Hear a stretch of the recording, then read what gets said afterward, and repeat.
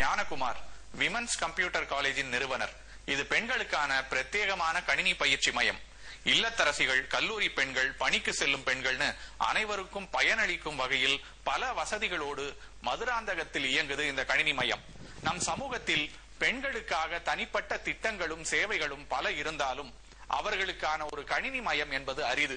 இப்படி ஒரு மையத்தை நிறுவ வேண்டும் என்று ஞானகுமாருக்கு ஞானம் வந்தது எப்படி? எல்லாரும் வெப்சைட் ஓப்பன் ஆகுதா? ஜஸ்ட் ஓப்பன் பண்ணிட்டு எல்லாரும் அப்துல் கலாமுடைய போட்டோவை டவுன்லோட் பண்ணுங்க பார்ப்போம். பண்ணிட்டீங்களா?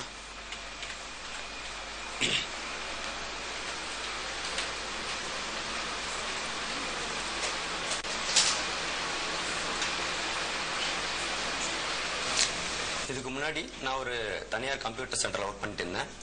அப்ப பார்ட் டைமா எக்ஸ்ட்ராவா ஒரு ஜாப் செய்யணுன்றதுக்காக குழந்தைங்களுக்கு அபாகஸ் பயிற்சி வந்து நான் கொடுத்துட்டு இருந்தேன். அப்ப அபாகஸ் பயிற்சிக்கு குழந்தைகளை கூட்டு வர பெற்றோர்கள், அதாவது தாய்மார்கள், அவங்க வந்து ரொம்ப நேரம் அந்த பயிற்சி முடிகிற வரைக்கும் அங்கேயே இருந்து குழந்தைகளை கூப்பிட்டு போவாங்க. அப்போ ஒரு குழந்தையுடைய அம்மா வந்து எங்கிட்ட கேட்டாங்க, சார் நாங்க இவ்வளவு நேரம் வெயிட் பண்றோம், எங்களுக்கு ஏதாவது கம்ப்யூட்டரோ இல்ல வேற ஏதாவது சொல்லி கொடுத்தா நல்லா இருக்குமே, எங்களுக்கும் யூஸ்ஃபுல்லா இருக்குமே, நாங்க குழந்தைய விட்டுட்டு இவ்வளவு நேரம் வெயிட் பண்றோம் அப்படின்னு கேட்டதப்போ அப்போ ஒரு உதயம் வந்து, சரி நம்ம இவங்களுக்கு தனியா ஒரு கம்ப்யூட்டர் எஜுகேஷன் அப்படின்னு நம்ம ஆரம்பிச்சோம் அப்படின்னா கண்டிப்பா இவங்களுக்கு ரொம்ப யூஸ்ஃபுல்லா இருக்கும் போல அப்படின்னு சொல்லிட்டு அவங்க கேட்ட ஒரு கேள்விதான் இந்த உமன்ஸ் கம்ப்யூட்டர் காலேஜா இன்னைக்கு உதயமாயிருக்கு.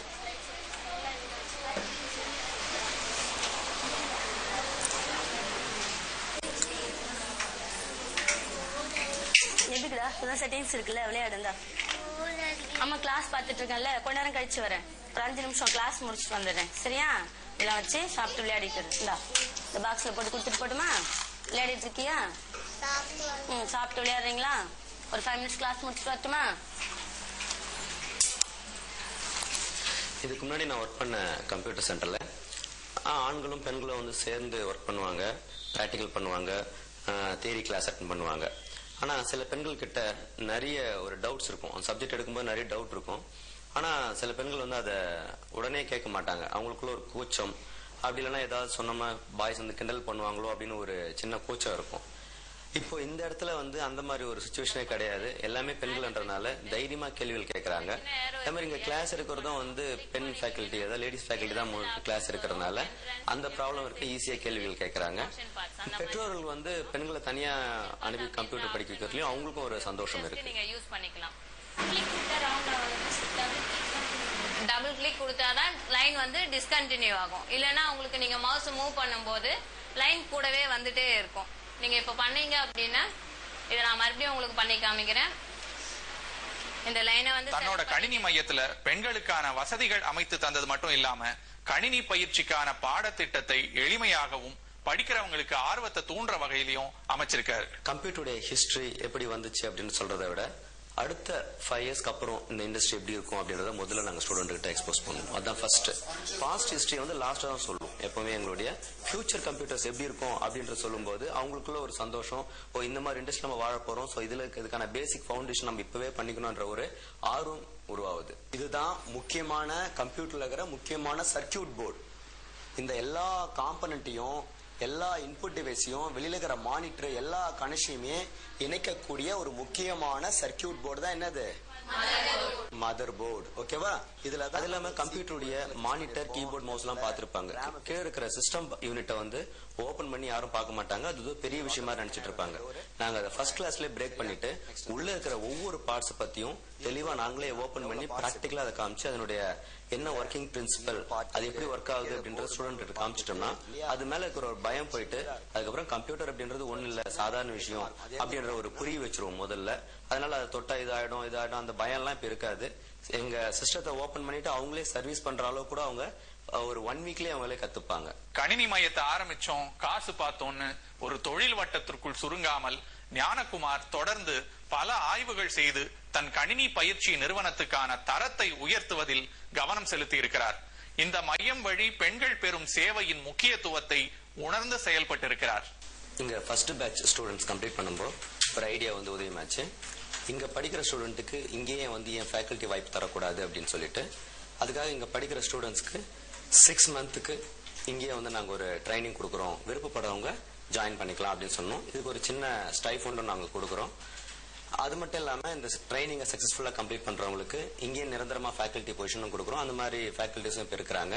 நான் இங்க ஜாயின் பண்ணும்போது ஞானகுமார் சார் எனக்கு சொன்ன முதல் விஷயம் என்னதுன்னா, இங்க வரக்கூடிய ஸ்டூடெண்ட் நார்மல் ஸ்டூடெண்ட் இல்ல, அவங்க வந்து ஹவுஸ் ஒய்ஃபா இருப்பாங்க, இல்ல ரொம்ப கிராமத்துல இருந்து வரக்கூடிய ஸ்டூடெண்டா இருப்பாங்க.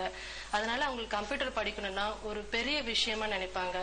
அதனால அவங்களுக்குள்ள இருக்கக்கூடிய பயத்தை நீக்கி அவங்க தன்னாலையும் கம்ப்யூட்டர் ஈஸியா கத்துக்க முடியும் என்ற தன்னம்பிக்கையை அவங்களுக்குள்ள கொண்டு வரணும்னு சொல்லிட்டு ஞானகுமார் சார் சொல்வார்.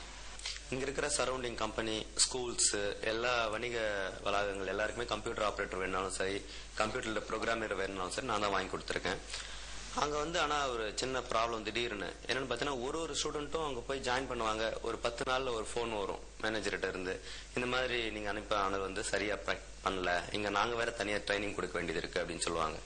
இங்க வந்து நல்லா படிச்சுட்டு இருந்த ஒரு கேண்டிடேட் வந்து அங்க போயிட்டு சரியா பண்ணல அப்படின்னு எனக்கே டவுட். அப்போ ஏன் அங்க சரியா பண்ணல அப்படின்னு போயிட்டு நான் ஒரு கம்பெனியா போயிட்டு ரிசர்ச் பண்ண ஆரம்பிச்சேன். சார், இப்ப நான் வந்து ஒரு நாளைக்கு உங்க ஆபீஸ்ல கம்ப்யூட்டரை பேஸ் பண்ணி என்னென்ன ஒர்க்லாம் இருக்கும் ஜென்ரலா? பேசிக் பார்த்தீங்கன்னாக்கா சப்போஸ் மெயினாக பார்த்தீங்கன்னா எக்ஸல். ஓகே, ஓகேங்க சார். ஓகே. அதுக்கப்புறம் பார்த்தீங்கன்னாக்கா இந்த சாஃப்ட்வேர் ஏற்ற மாதிரி அவங்களோட ஒர்க்கை வந்து கரெக்டாக மெயின்டைன் பண்ணுவோம். Okay, okay. இமெயில் அனுப்புறது. இமெயில். உங்க கஸ்டமைஸ் சாஃப்ட்வேரை உங்க நல்லா ஒர்க் பண்ண தெரியணும். கஸ்டமர்ஸ் சேர்ந்து தான் இது. ஓகே. கம்ப்யூட்டர் பொறுத்த வரைக்கும் ஒரு லெட்டர் டைப்பிங், எக்ஸல், இமெயில் நல்லா தெரிஞ்சா போதும். ஓகே. உங்களுக்கு பிரிண்டிங் எடுக்கிற அந்த இதெல்லாம் printing main printing ordinary Excel. உடனே இங்க வந்துட்டு என்னுடைய டோட்டல் சிலபஸ் அப்படியே மாத்த ஆரம்பிச்சேன். சோ ஃபர்ஸ்ட் வந்து பிராக்டிகலுக்கு இம்பார்ட்டன்ஸ் கொடுக்க ஆரம்பிச்சோம். முழுக்க பிராக்டிகல் தான் இருக்கணும், தியரிட்டிக்கல் வந்து லாஸ்ட் பார்ட்டா தான் இருக்கணும் அப்படின்றத ஒரு முடிவு பண்ணோம். அதே மாதிரி பிரிண்டிங் அப்படின்றது பிரிண்டர், எங்க இன்ஸ்டியூட்ல கிட்டத்தட்ட 5 பிரிண்டர் வந்து எப்பவுமே பிரிண்ட் அவுட் வந்து ஃப்ரீயா எடுத்துக்கலாம் அப்படின்ற ஒரு கான்செப்டை கொண்டுட்டு வந்தோம். இன்டர்நெட் ஆக்சஸ் அப்படின்றது எல்லா ஸ்டூடெண்ட்லயுமே கம்பல்சரி இன்டர்நெட் இருக்கும். எல்லா ஸ்டூடெண்ட்ஸ்க்கும் இமெயில் ஐடி இருக்கு, எல்லாரும் வீடியோ சாட் பண்ணுவாங்க.